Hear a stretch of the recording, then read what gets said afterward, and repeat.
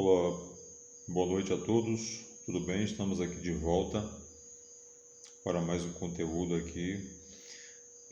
Recentemente nós postamos no nosso canal 4 vídeos, 2 deles referente à fala do pastor Ailton José Alves e outros 2 referente à voz de 2 reverendos de outra instituição religiosa. Qual foi o nosso objetivo? Tentar mostrar para vocês se na fala desses reverendos, desses pastores, há conteúdos de discriminatório ou conteúdo preconceituoso, né? Na fala do pastor Ailton José Alves, que ela foi dirigida na cidade de Caruaru, naquele momento que ele ministrava para os presbíteros, né? Pela fala dele, ali era uma apresentação de obreiros, né? De obreiros da Assembleia de Deus do estado de Pernambuco, né?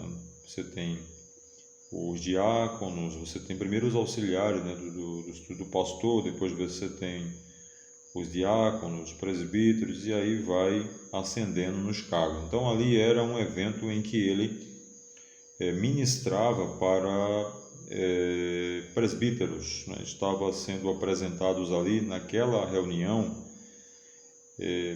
presbíteros que estavam sendo ali escolhidos. Durante a sua fala, o pastor Ailton usou uma linguagem que está no primeiro vídeo que nós postamos, né? Porque ele foi publicado nas redes sociais e colocaram apenas um fragmento do vídeo, não colocaram ali uma maior parte, mas apenas o que interessava ao publicador, né? Que era justamente onde o pastor Ailton, onde o pastor Ailton diz o seguinte, que não é admissível, né? Sim, não é aceitável que um presbítero crie seus filhos para ser um presbiteriano, um batista, né? Ou um católico, né? Então, no primeiro vídeo foi publicado apenas essa parte da fala do pastor Ailton José Alves. Logo em seguida eu postei um vídeo mais completo, né? Onde ele traz outras expressões, fala outras palavras, para que você entenda melhor o contexto, em que contexto aquelas palavras foram ditas naquele momento. Até porque se você, por exemplo, suscita ou fosse suscitado uma investigação policial, por exemplo, para apurar a fala do pastor Ailton, eu tenho certeza que a autoridade policial iria requerer, né, ia solicitar um vídeo mais completo, né? Não iria se posicionar apenas naquela fala isolada do primeiro vídeo, né? Mas iria procurar um vídeo maior, uma parte mais completa para tentar entender, né, em que amplitude aquelas palavras foram ditas naquele momento, para que depois pudessem assim entender que houve discriminação e preconceito e ao final do inquérito policial indiciar nesses aspectos aí, né? Mas com uma palavra isolada não teria condições de fazer isso. Então nós ali postamos esse vídeo para vocês e depois postamos mais 2 vídeos de outros reverendos, ele também trazendo aí a sua fala dentro do campo da sua religião, né? E aí o que acontece? Suscitando esse assunto, né? A gente está aqui agora falando com vocês a respeito da importância de se analisar isso, porque não é toda a fala no campo da religião que vai configurar crime de discriminação e preconceito. Vocês sabem que nós sabemos que no mundo existem várias religiões, né? Seus cultos, seus costumes, suas práticas, né? E isso não vem de hoje, há milhões e milhões de anos, né? Cada religião com a sua forma de participação, sua maneira de exteriorizar sua fé, sua forma, suas práticas, enfim. Mas isso aí é regulamentado, existe sim, é uma regulamentação para isso. Aqui no Brasil, por exemplo, a própria Constituição Federal, no seu artigo 5º, inciso 6º, traz lá, né, a proteção dos locais de culto, né, e de sua liturgia, né, a própria Constituição Federal, a Carta Maior do nosso país. Além disso, vocês sabem que o nosso país, o Brasil, é signatário da Declaração Universal dos Direitos Humanos, né? Existe até um princípio bem interessante, né? Quando na publicação, né, promulgação das leis no nosso país, deve-se observar não só a Constituição, né? Não só a Constituição Federal. Deixa eu trazer aqui o nome para vocês desse princípio, né? Quando da publicação de uma lei ordinária, né? É o princípio da convencionalidade, né? Então, esse princípio da convencionalidade, ele é utilizado da seguinte forma: todas as vezes que o legislador vai criar uma lei no nosso país, ele tem que acompanhar a Constituição Federal e também as normas internacionais de direitos humanos que o nosso país, seja signatário. Então, isso é chamado de princípio da convencionalidade, né? Então, o nosso país segue a Declaração Universal dos Direitos Humanos. E no artigo 18 diz o seguinte, quero ler aqui para os senhores: todo ser humano tem direito à liberdade de pensamento, consciência e religião. Esse direito inclui a liberdade de mudar de religião ou crença e a liberdade de manifestar essa religião ou crença pelo ensino, pela prática, né, pelo culto em público ou em particular. Veja que coisa interessante. Agora, a respeito desse direito, eu quero trazer aqui uma palavra de um grande jurista brasileiro de direito constitucional, né?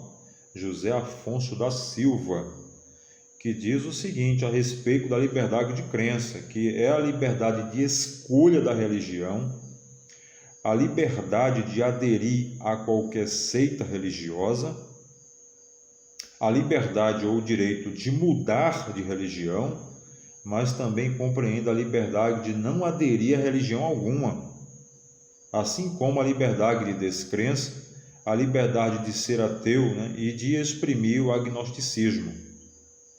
Aí ele diz, mas não compreende a liberdade de embaraçar o livre exercício de qualquer religião, de qualquer crença. Então, cada religião tem a sua forma, a sua crença, a sua maneira de exercê-la, desde que não frustre a Constituição Federal, não ultrapasse dos limites constitucionais admitidos e aí passe a cometer crime. Agora, o dispositivo que eu acho mais interessante a respeito disso, né, é o que está no nosso Código Civil. Vamos ler aqui para vocês.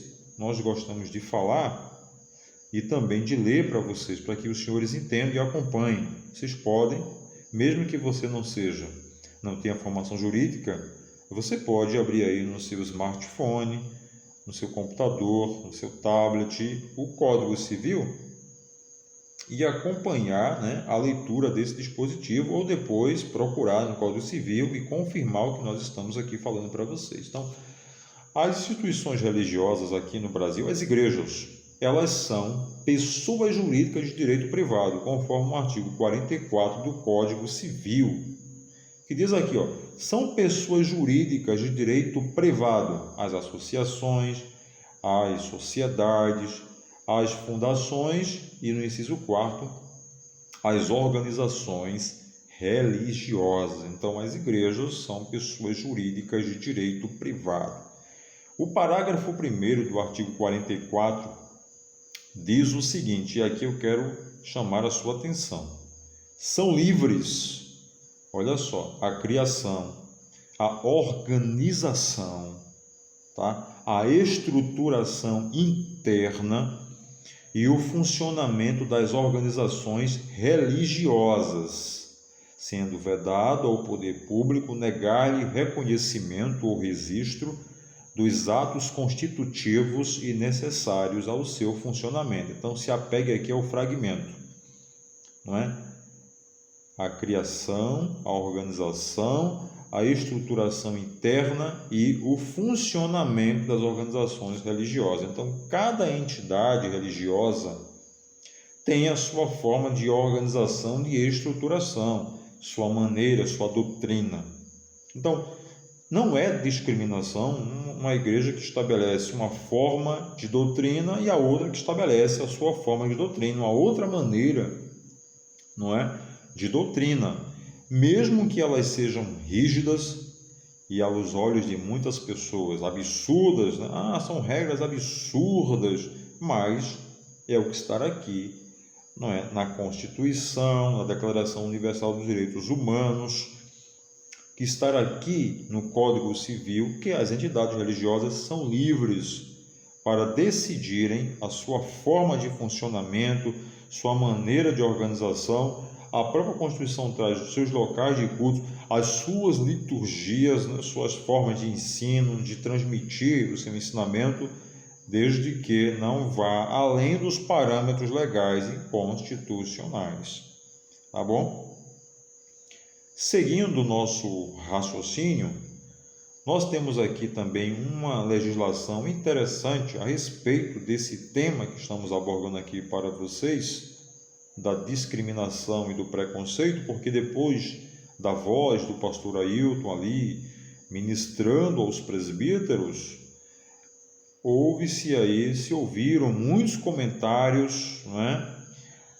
De pessoas afirmando que o pastor Ailton agiu com um preconceito, que ele cometeu crime. Então vamos aqui, já que estão tratando disso, sendo que ele cometeu crime, eu quero trazer aqui para vocês o seguinte: a lei de número 7716, né, de 89, é a lei que trata dos crimes de discriminação e preconceito dentro desta República Federativa do Brasil, né? Eu vou ler aqui para vocês o primeiro artigo, né? Diz aqui, ó, a Lei 7716 de 89: serão punidos na forma desta lei os crimes resultantes de discriminação ou preconceito de raça, cor, etnia, religião ou procedência nacional. Então, é o seguinte: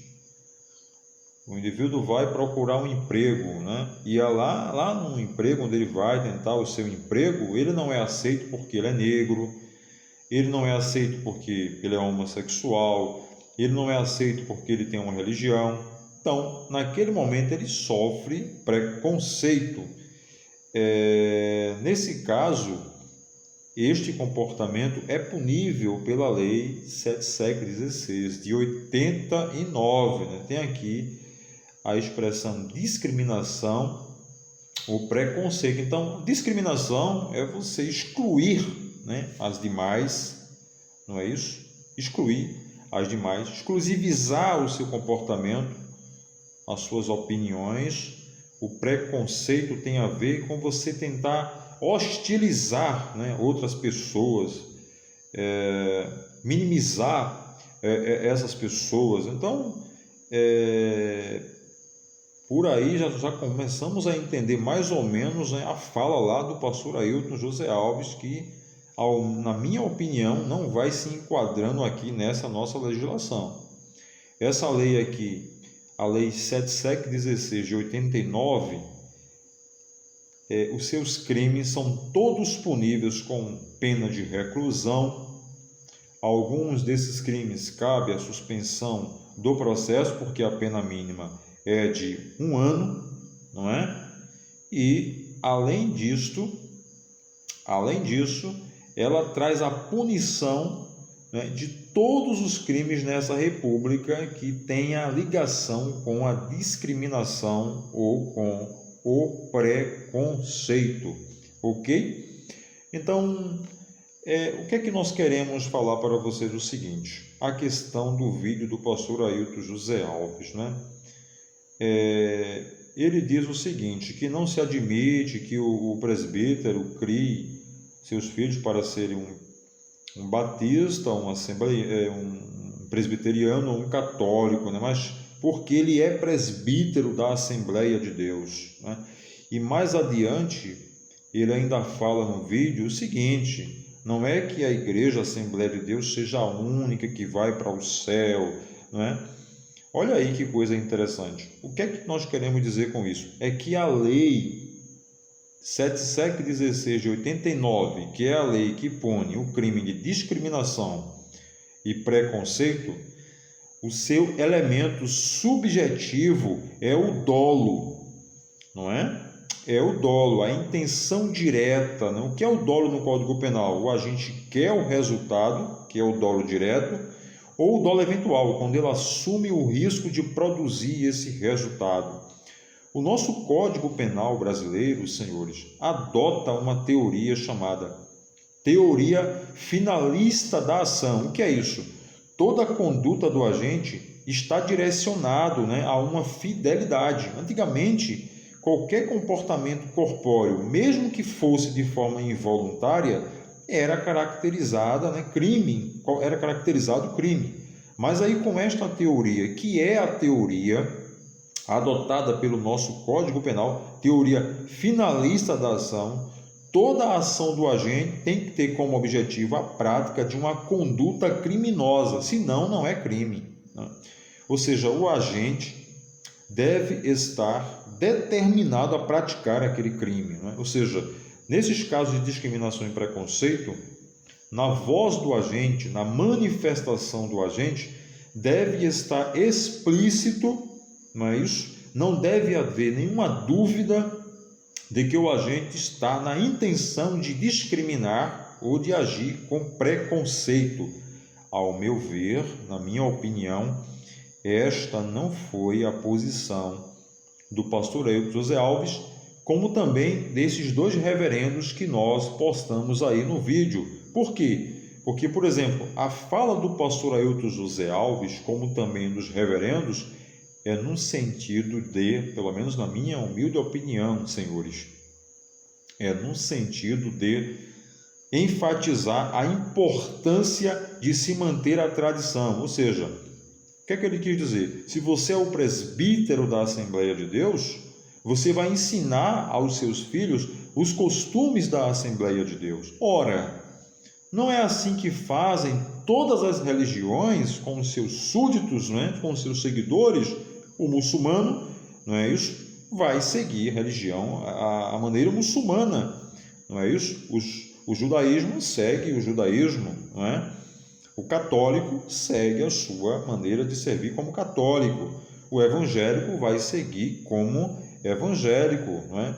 O budista vai seguir Buda vai seguir a sua maneira de adorar, não é? Ao seu próprio Deus. Cada um segue aquilo que aprendeu e, ao mesmo tempo, transmite para os seus súditos, para os seus seguidores. Não é isso que se faz na nossa república, não é? Então, o pastor Ailton, nesse sentido, ele não comete o crime de discriminação e preconceito, na minha visão, porque a sua fala tem como objetivo enfatizar a tradição, de se manter a tradição, pelo menos aqui no Brasil, de 100 anos da Assembleia de Deus, que é ensinar a doutrina da Assembleia de Deus aos seus súditos e os pais, ensinar isso para os seus filhos. Esta é a minha visão em relação à voz do pastor Ailton José Alves, como também dos reverendos. Por mais que as regras sejam duras, não é isso? Por exemplo, como a de um dos reverendos, que disse que a sua religião admite o casamento de uma pessoa de outra religião, desde que o casal crie o seu filho na maneira da religião onde será feito o casamento. Ou seja, por mais que sejam duras e rigorosas, elas têm amparo legal, porque é a forma das religiões seguirem com seus ensinamentos, com seus costumes, com as suas crenças, com as suas maneiras de ser. não está infringindo normas constitucionais, como também não está infringindo normas do Código Civil, porque as entidades religiosas são livres para dispor da sua maneira e da sua forma de organização. E para concluir, a Lei 7.16, além de ter o dolo, não é isso? O dolo, sua maneira dolosa, são crimes de ação pública incondicionada que não precisa e não necessita de representação da vítima, tá bom? Um grande abraço, fique com Deus e até o próximo conteúdo e procurem se cuidar. Boa noite.